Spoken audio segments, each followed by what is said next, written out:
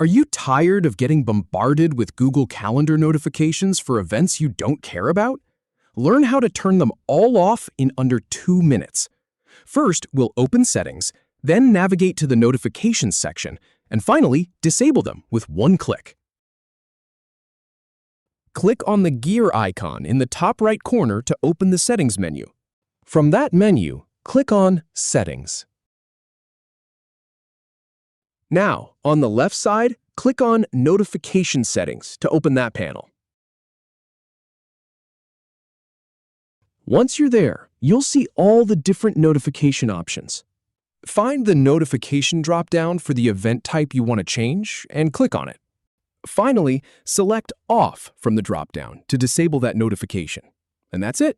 You're all set.